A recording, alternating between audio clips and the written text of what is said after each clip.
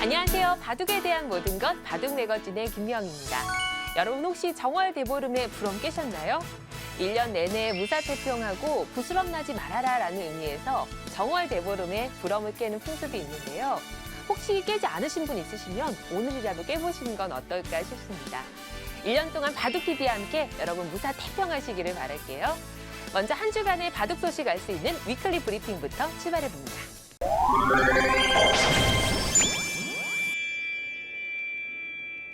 한국의 서울시, 중국의 항저우시, 일본의 도쿄시, 대만의 타이베이시가 참가한 4도시 시내 바둑대항전에서 한국의 서울팀이 준우승을 차지했습니다. 2승 1무를 기록하며 중국 항저우시와 동률을 이뤘지만 개인 승수에서 뒤져 아쉽게 준우승에 머물렀습니다.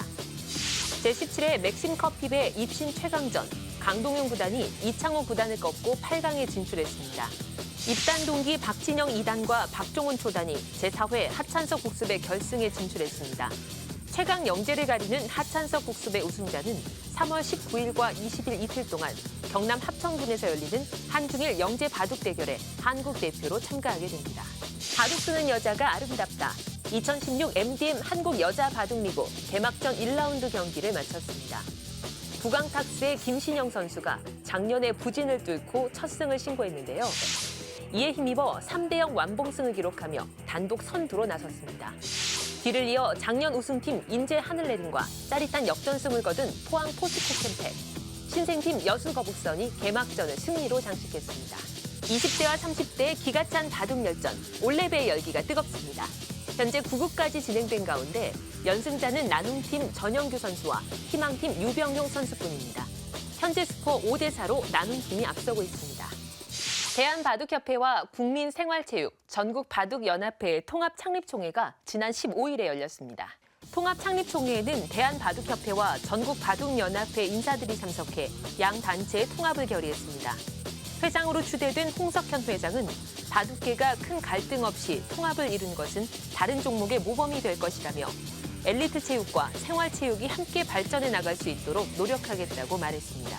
명지대학교 자연사회교육원은 지난 2015년도 국가평생교육진흥원 심의에서 평가 인정학습과정으로 인정받아 2016년도 바둑 전공과정을 개설합니다. 지난 22일 한국기원에서 이세돌 구단과 알파고의 세계의 대결을 앞두고 두 번째 기자회견이 열렸습니다. 기자회견은 서울 한국기원과 런던을 화상으로 연결해 이원으로 진행됐습니다. 자세한 내용은 잠시 후 위클리 피플에서 만나보실 수 있습니다.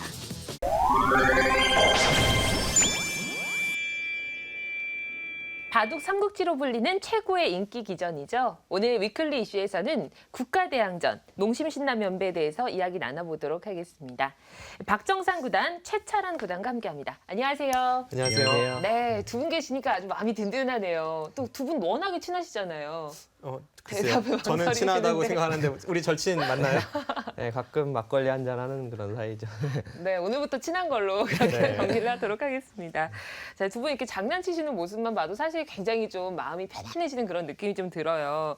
자, 오늘 농심 신라면배 세계 바둑 최강전 본격적으로 두 분에게 좀 이야기를 들어보도록 하겠습니다. 자, 이번이 벌써 17회째입니다. 상당히 좀 인기가 많은데 또 아주 오랜 역사를 가지고 있어요. 네. 자, 이번 17회 대회에 대해서 좀 이야기 좀 해보도록 할게요.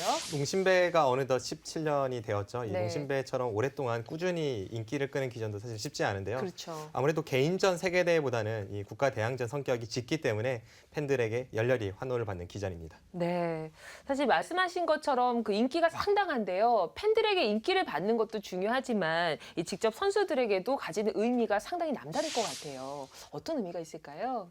네, 농심 신라면배는 이제 다른 대회와 좀 틀리게 네. 각국에 5명만을 선발해서 이렇게 팀전으로 겨루기 때문에 더 재미도 있는 것 같고 선수들에게 5명밖에 뽑질 않으니까 이게 정말 통과하는 게 너무 어려워가지고 네. 꼭 올라가고 싶은 그런 기전 중에 하나입니다. 네, 의지를 좀 불태우는 그런 기전이 아닐까 싶은데 이번에 또 17회를 맞이하면서 변화되는 부분들도 있다고 들었어요. 네, 그렇습니다. 크게 네. 보면 이 두 가지 변화가 있는데요. 상금적인 부분과 이 선수 선발 방식이죠. 우선 네. 상금이 우승 상금 2억에서 5억으로 대폭 늘어났습니다. 2배가 넘게 늘었네요. 네, 뭐 선수들에게 네. 충분히 동기부여가 될 것 같고요. 그리고 이 선수 선발 방식에 있어서 지금까지는 와일드카드 한 명에 이 국가 선발전 4명이 해서 총 5명이 참가를 했었는데요. 네. 거기에 이제 랭킹 시드 1위가 이제 시드가 주어지면서 선발전에서 3명만을 선발하게 되어서 더욱더 이 예선 선발전이 지옥의 길이 되었습니다. 아, 더 치열할 것으로 좀 예상이 되는데요. 네, 한 자리가 줄었다고 네. 이게 뭐큰 상관 있냐고 하실 텐데 네. 사실 예선전을 통과하려는 기사들에게는 이게 한 자리가 줄었다는 게 크게 체감이 되거든요. 네. 그래서 좀 더 힘들어졌습니다, 상황이. 아, 한 자리가 굉장히 크게 다가올 것 같아요, 정말. 네. 그리고 이 농심배 같은 경우에는 와일드카드가 사실 연승전 방식과 더불어서 가장 큰 특징이다라고 좀 할 수 있는 부분이잖아요. 네, 그렇죠. 이 와일드카드를 선발하는 데 있어서도 이 주최 측에서 굉장히 매년 고민을 합니다. 이 주최 측에서 와일드카드를 줄 때 이 스타성, 그리고 중국에서의 인지도, 그리고 지금까지 농심배에서의 성적, 이런 여러 가지 측면을 고려하기 때문에 선수들은 누구나 뽑히고 싶어 하지만 누구나 뽑힐 수 없는 그런 한 자리죠. 아, 정말 이 와일드카드 선정이 된다는 것 자체만으로도 상당히 영광스러울 것 같은데요. 그 역대의 와일드카드 선수를 보면요. 이창호 선수가 9번, 그리고 조은현 선수와 유창혁 선수가 각각 2번, 그리고 이번 대회는 이세도 선수가 또 와일드카드로 선정이 됐습니다. 네. 이름만 들어도 정말 와일드카드답다 이런 생각이 참 들거든요. 그렇습니다. 네. 역시 뭐 농심배 하면 이창호 구단이죠. 네. 이창호 구단이 와일드카드를 9번을 받으면서 최다 출전을 했었고요. 이세돌 구단은 그동안 와일드카드를 많이 고사를 했었습니다. 그런데 이 이창호 구단에게 너무 편중된 것이 아니냐 이런 시선도 있지만 네. 뭐 이럴 수밖에 없는 것이 이창호 구단이 1회 대회에서 6회 대회까지 한국 바둑의 수호신으로 14연승을 하면서 한국의 6년 연속 우승을 이끌었습니다. 대단해요. 뭐 그렇게 본다면 9번이 뭐 꼭 많다고 보기도 어려울 것 같아요.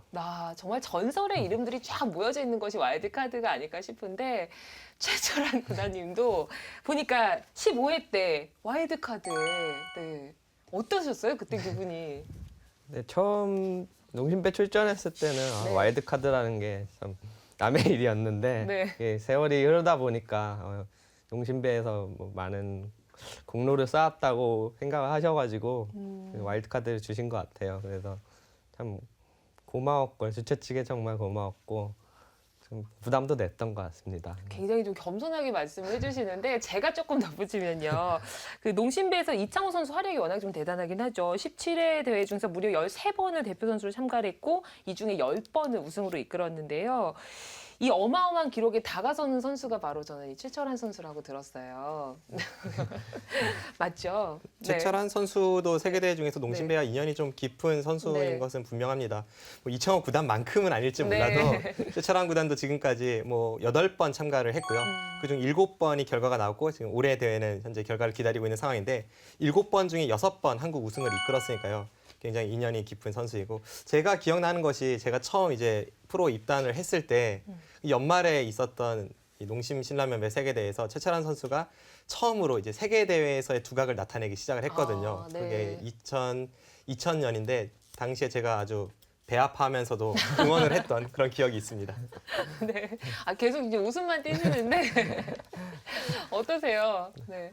그때 워낙 어렸을 때적 얘기라 참 세계대회 처음 출전했을 그런 기회였거든요. 그때 중국, 일본 기사들과 겨루면서 많이 경험이 그때 됐던 것 같고 좀 소중한 그런 기억이었던 것 같습니다. 네. 지금까지 수차례 참가를 했는데 몇 회 대회가 가장 기억에 남으시나요? 다 이제 기억이 많이 남는데요.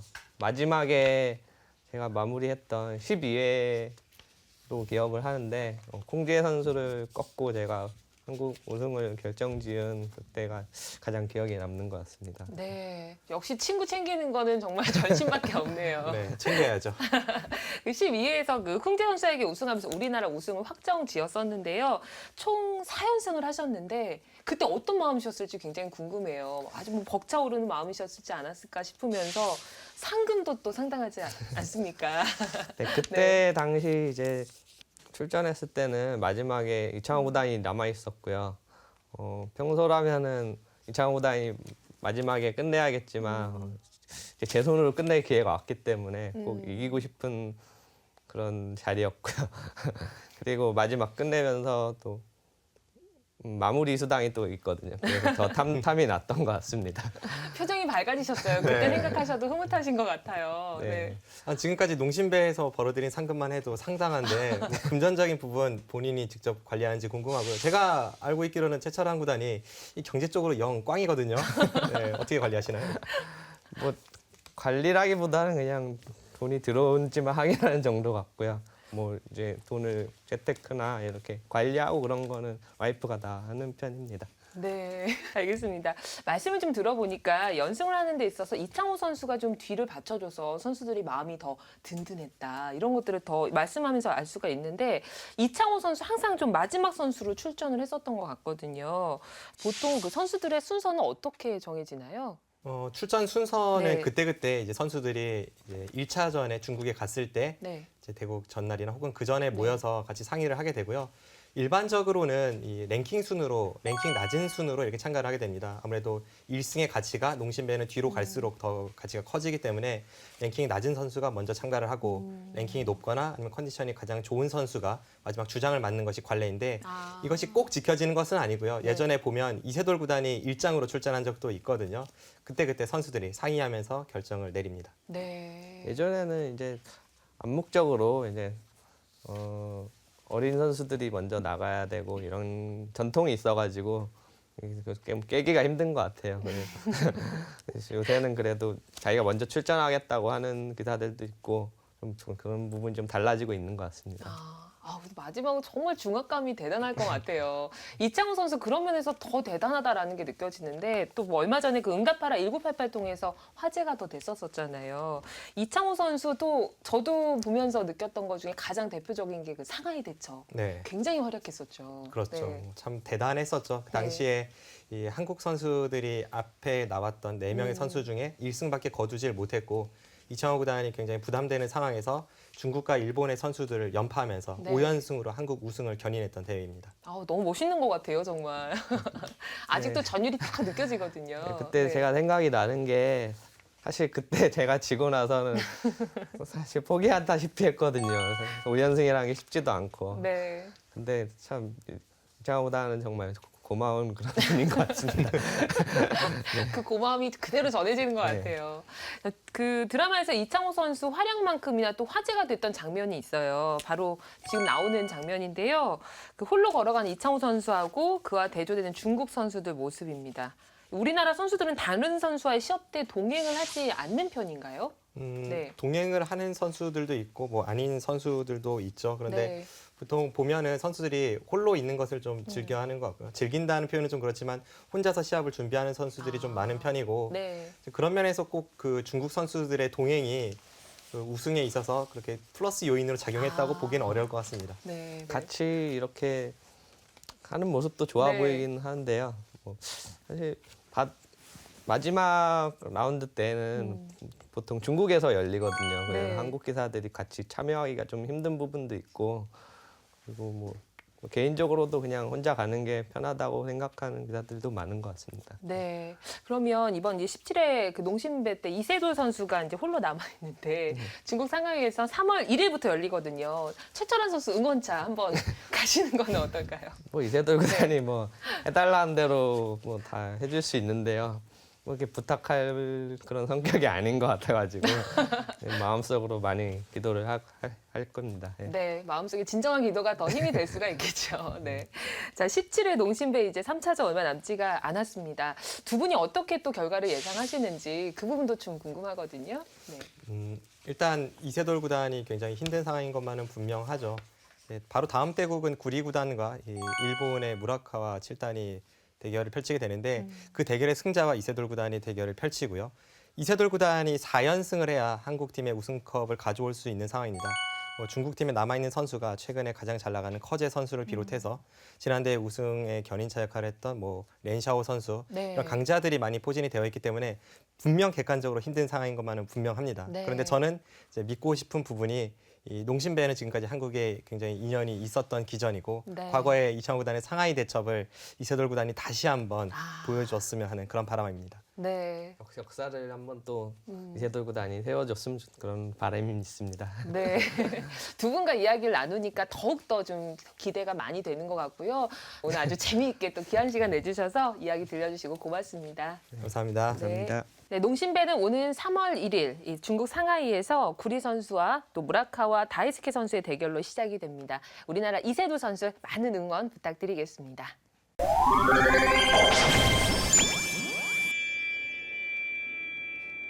요즘 유치원에서는 두뇌 스포츠인 바둑이 아주 인기가 높다고 하는데요. 오늘 위클리 포커스에서는 바둑 관련 프로그램에 참여한 어린이들 만나봤습니다. 함께 보시죠.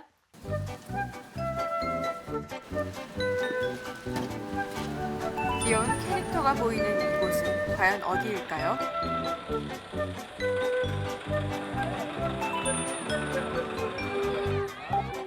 이 추운 날씨에 어린이들이 찾은 이곳은 바로 다양한 바둑용품을 만들고 있는 공장입니다.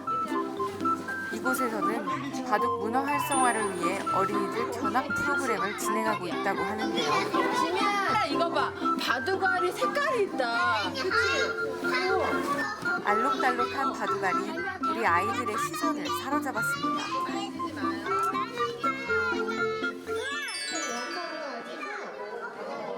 이번에는 바둑용품의 종류와 역사에 대해서 공부하는 시간입니다. 친구들 이게 뭐냐면 대왕족이라는 거예요. 백살이에요, 백살. 근데 왜 잡아왔냐면 바둑돌을 만들려고 잡아왔어요. 조개 바둑알. 끝나면 몇 살인지 알아요? 천살. 판을 기반 또는 기평이라고도 하는데요. 무려 1000년 된 나무로 만든 바둑판도 있다고 합니다.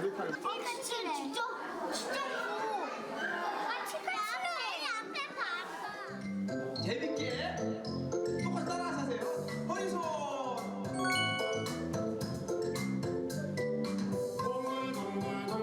오 잘한다. 처음에는 기존에 이제 놀이바둑을 한 유치원 어린이집을 대상으로 뭔가 이렇게 캠프를 기획했었는데 이렇게 입소문이 나가지고 관련이 없는 그런 유치원이나 어린이집도 이제 다 뭔가 관심을 갖고 지금 예약이 거의 1월, 2월 중에 다 차 있는 그런 상황이고 이후에도 아마 연중 내내 아마 이런 프로그램이 계속 진행이 될 것 같습니다. 여기 뭐라고 써있는지 한번 읽어볼까요? 바둑 보물섬이라고 쓰여있죠. 우리 친구들 보세요. 이 친구는 숨구멍이 몇 개예요? 아니 잠깐만. 이번에 남자친구 하면 남자친구 숨구멍 막을 수 있겠어요? 오 잘해서 못했어요? 야. 막힘없이 정답을 찾아나가는 아이들.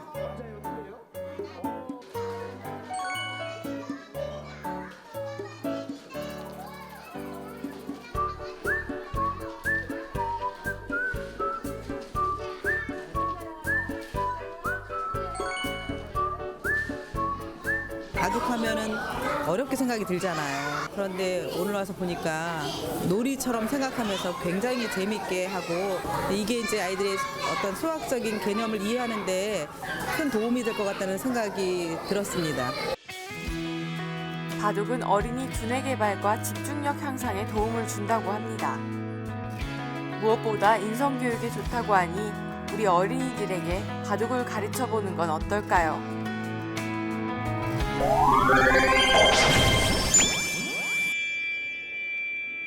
최근 가장 화제의 인물이죠. 알파고와 대결을 붙는 이세돌 구단. 위클리 피플에서 만나봤습니다. 지난 22일 한국기원에서 열렸던 구글과의 대국 기자회견, 그 생생한 현장 함께 보시죠.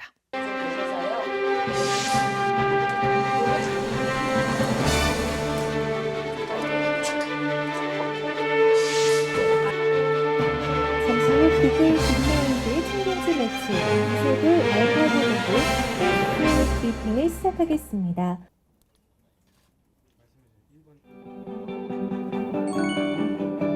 컴퓨터 프로그램 프로 기사하는 거 잘하는 컴퓨터로 알고 있어요.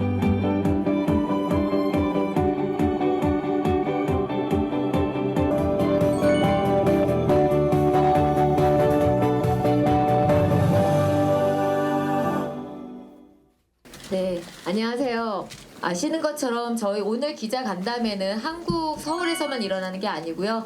런던 딥마인드 사무실에서 같이 일어나고 있습니다. 런던에서도 현지 기자들이 와 있어서 또 직접 거기서도 Q&A를 하고 합니다. 개발자인 구글 딥마인드에서는 알파고의 승리 확률을 50%라고 말하고 있습니다. 결과를 떠나 이 대결은 역사의 한 획을 긋는 대결이 될 것이며 그 중심에 한국의 이세돌 구단과 한국 기원이 있다는 것에 자부심을 느낍니다. 다음은 이세돌 구단의 소감을 듣는 순서입니다. 일단 뭐 승부를 외치게 본다면 사실 10월 달에 두어진 그 파누이 2단이었나요? 예. 그 대국은 사실은 좀 그다지 이렇게 뭐 저와 뭐 이렇게 승부를 논할 정도의 그런 기력은 아니었습니다. 계속돼서 뭐 이렇게 업데이트가 되고 있기 때문에 아무래도 그때보다는 훨씬 뭐 실력적으로 많이 올라왔을 것이라고 보고요. 방심은 하지 않겠습니다만 그래도 시간적인 뭔가 한계가 있기 때문에 아직까진 그래도 제가 조금 부가 있지 않을까 생각하고요. 제 생각에는 뭐 이것이 3대2 뭐 이런 승부는 아닐 것 같고요. 한 판을 지느냐, 5대0이냐, 4대1이냐 뭐 이런 정도의 승부로 지금 예측하고 있습니다. Is there anyone in London office have a question to Isidore? 이세돌 구단에게 구글 쪽에서 설득하기가 얼마나 어려웠는지 좀 여쭤보고 싶습니다. 왜냐하면은 물론 자신이 있으시지만 만에 하나 경기 결과에 따라서 이세돌 구단의 커리어에 좀 부정적인 영향도 끼쳐질 수도 있을 거라고 생각이 되는데 이세돌 구단에게 어떻게 설득하셨는지 여쭤보고 싶습니다. 솔직히 말씀드리면 전 뭐 설득 뭐 그런 건 없었고요. 솔직히 정말 좀 궁금했고요. 알파고 자체가 너무 궁금했고, 뭐 그렇게 뭐 결정하는데 많은 시간이 필요치 않았습니다. 한 5분 정도 생각했을까요? 바로 그래서 뭐 설득을 할 그런 기회를 주지를 못했습니다. 예. 기존에 사람과 대국을 앞두고 준비할 때랑 뭐 어떤 다른 점이 있는지 그런 걸 좀 얘기해 주시면 좋을 것 같고요. 이번 대국은 어쨌든 인간과의 대국이 아니기 때문에 사실 그런 점은 굉장히 어렵습니다. 그러니까 뭐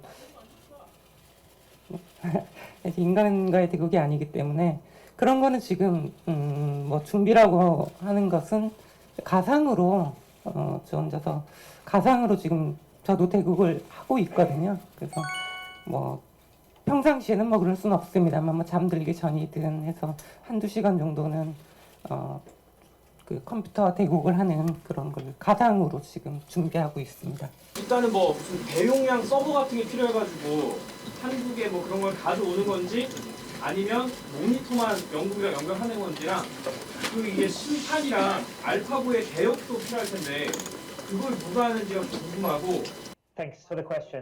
첫 번째 질문에 대해서 먼저 답드리도록 하겠습니다. 대국 동안 알파고는 구글 클라우드 상에서 돌리게 될 것입니다. 그렇기 때문에 실질적으로 서버가 있는 지리적인 위치는 미국의 중서부 지역이 될 것이고요. 빠른 속도의 커넥션을 호텔 쪽하고 연결을 해가지고 연결이 될 것입니다. 네, 서울에서 실질적으로 그 자리에 함께 하실 분에 대해서 말씀을 드리면은요. 일단 모니터 상으로 알파고가 두는 수가 나타나게 될 것이고 그것을 이제 대신 놓을 분이 아저 황이라는 분이신데요. 알파고 관련돼서 리드 프로그래머를 활동하시면서 또 아마추어 바둑 선수이시기도 합니다. 6단이신 분이십니다.